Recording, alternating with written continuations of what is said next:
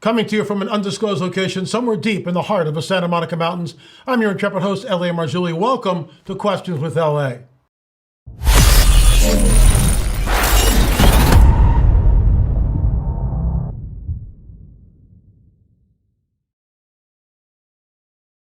Lots of questions here, desperately trying to get through them. I'm trying to do more questions with LA. You know, a lot of people write in and say it's their favorite show to watch. I don't know about that. There's no way to track it. Maybe we should have a poll or something. Which show do you like best? And maybe I'll get Karsten to give us a poll on the website so you can go and vote.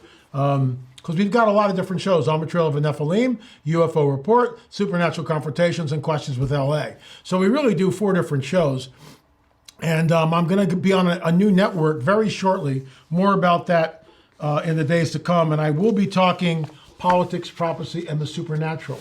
I think you'll find that interesting. More about that in the coming weeks. So we'll get into all this, so much more. But first, a word from our trusted sponsor. Folks, have you taken a good look at the banks lately? On the surface, everything seems fine.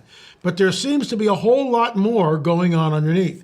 It's like looking under the hood of a car and finding a mess of broken wires and parts. The parts are loans for homes, cars, and those credit cards we all use. Folks, they're hitting record highs. It's kind of scary when you think about it. Why risk your money for a tiny 5% return when things are so shaky?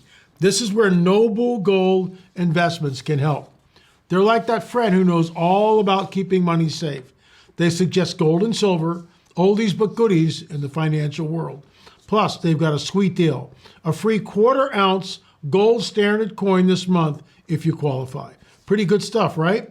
If you're curious, just give them a call at 877-646-5347.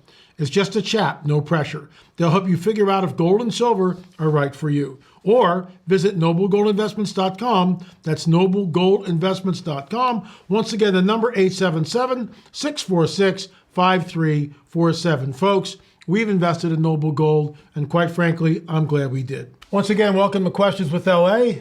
If you've got a question, questions at lamarzulli.net. Questions at lamarzulli.net. I promise you we'll get to them.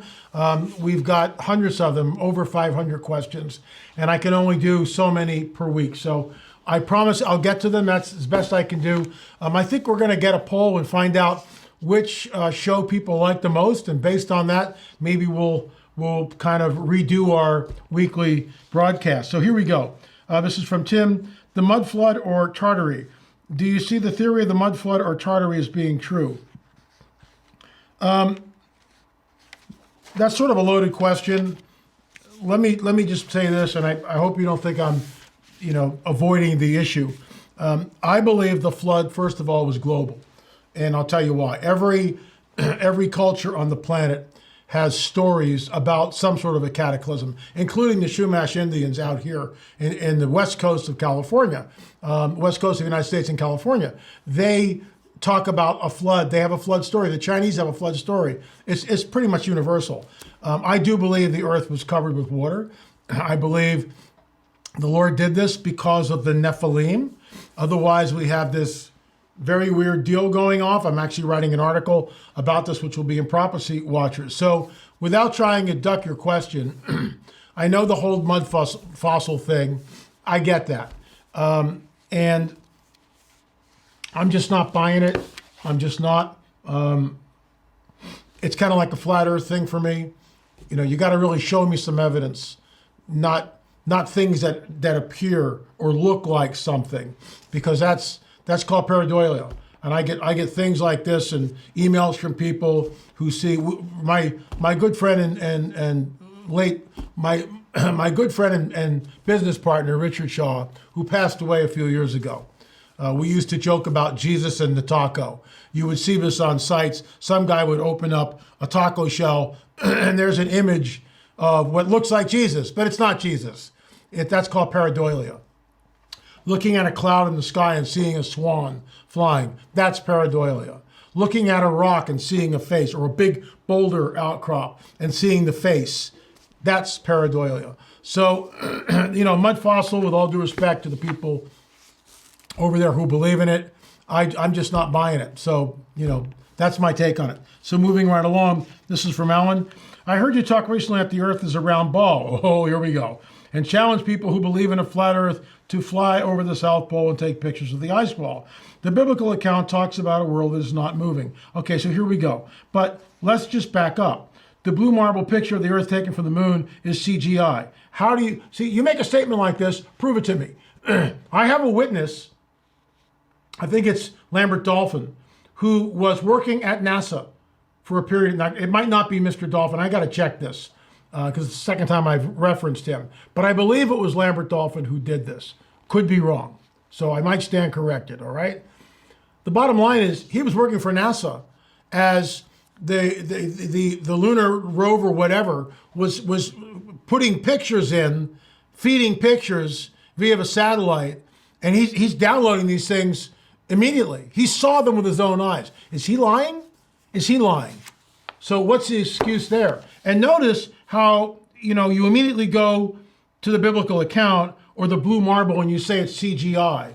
Well, there is no CGI decades and decades and decades ago. Yeah, they could touch stuff up. But are you aware that I've talked to people that will not come on the record that used to work for NASA? So how do you deal with this?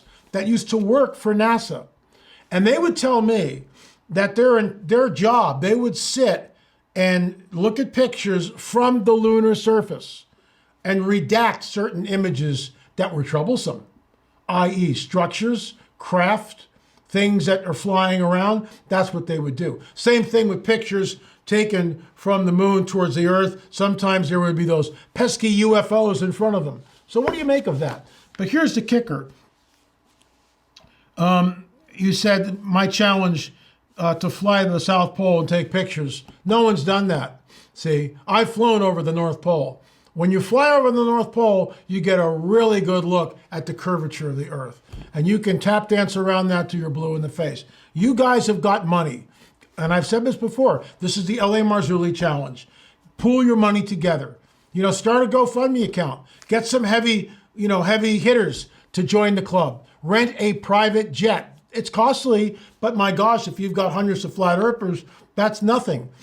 Why hasn't that been done? I issued that report years ago, probably in 2017, 2018, sometime in that time span. Why hasn't anyone done that?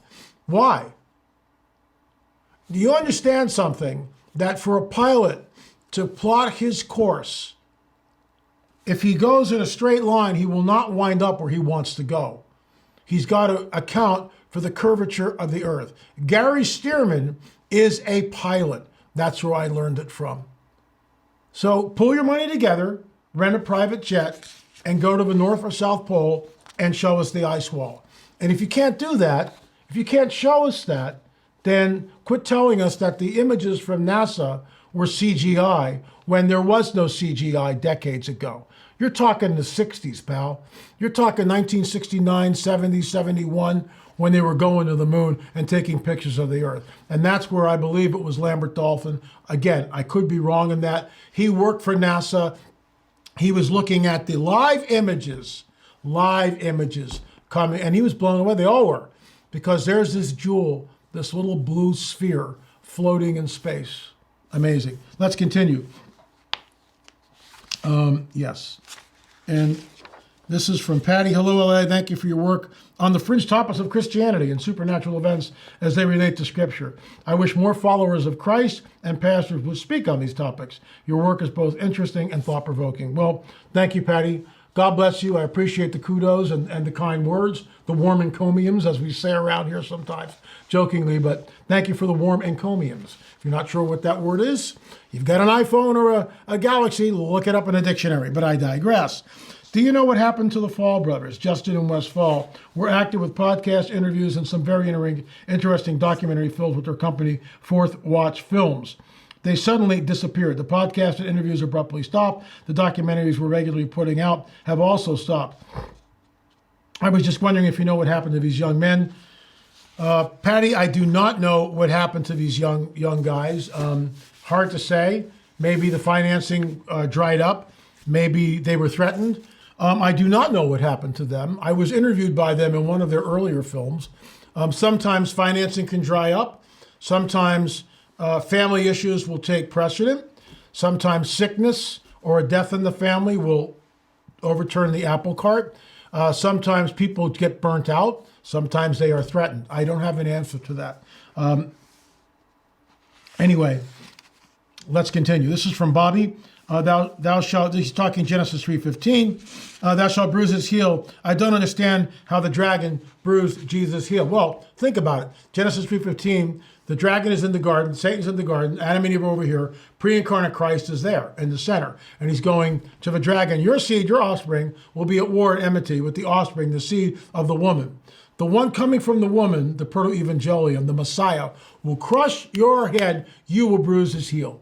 That is the gateway to the biblical narrative. That's the gateway. If we don't understand Genesis 3:15, in my humble opinion, we don't understand the rest of the Bible. What is Genesis 6? What is the Tower of Babel about? What is Abraham and the kings? What's all that? Who is Og, king of Bashan?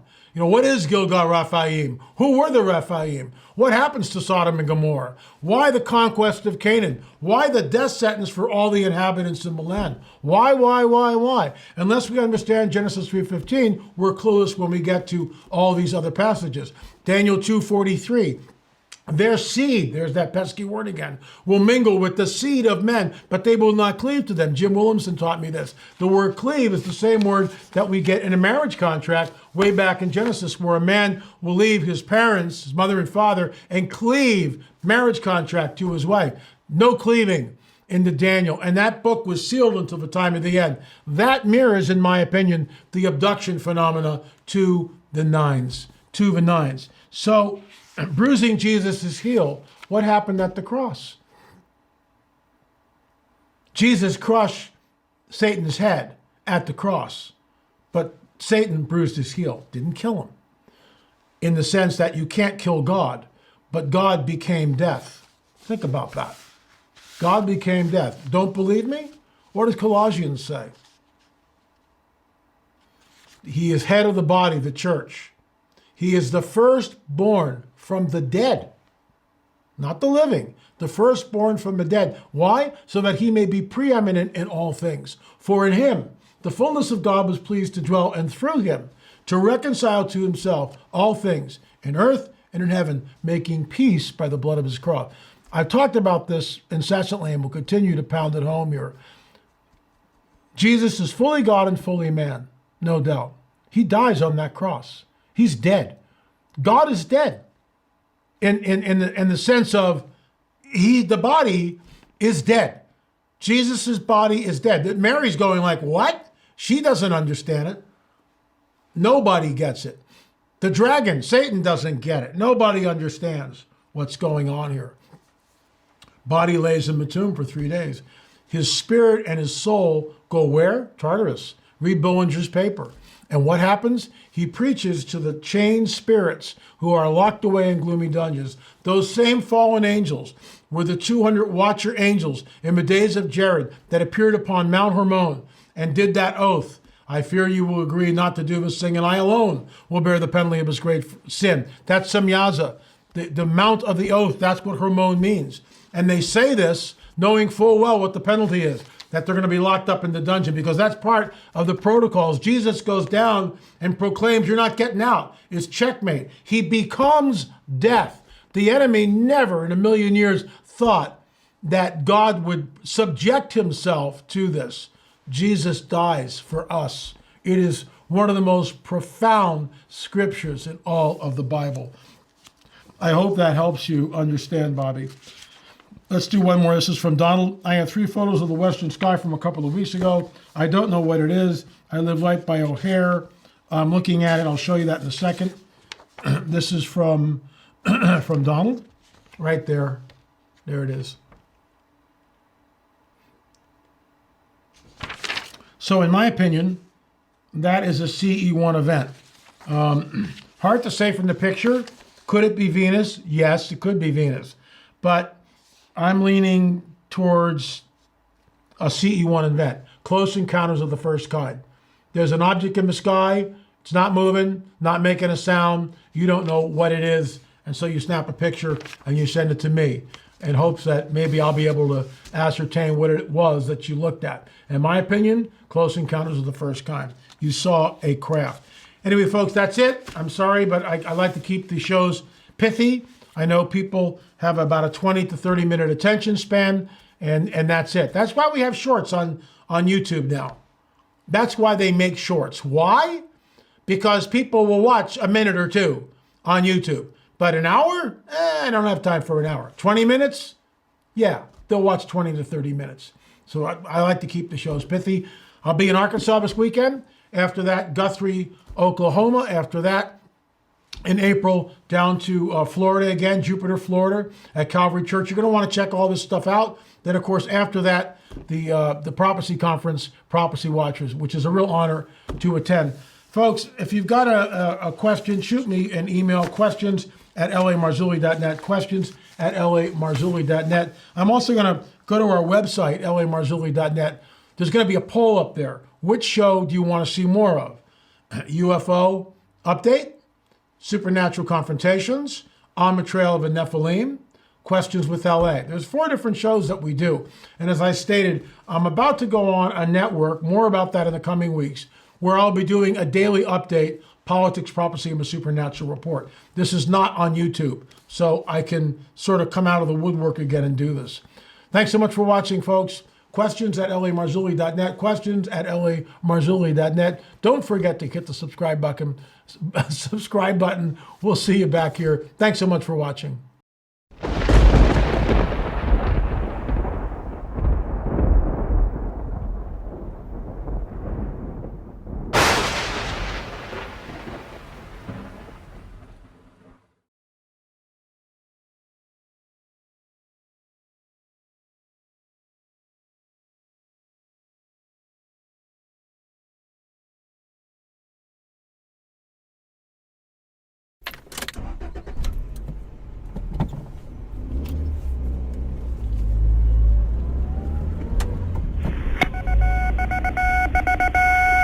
Headline edition, July 8, 1947.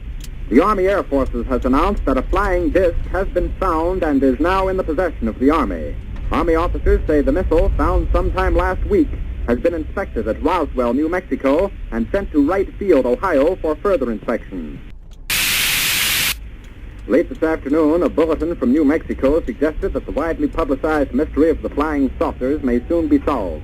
Army Air Force officers reported that one of the strange discs had been found and inspected sometime last week.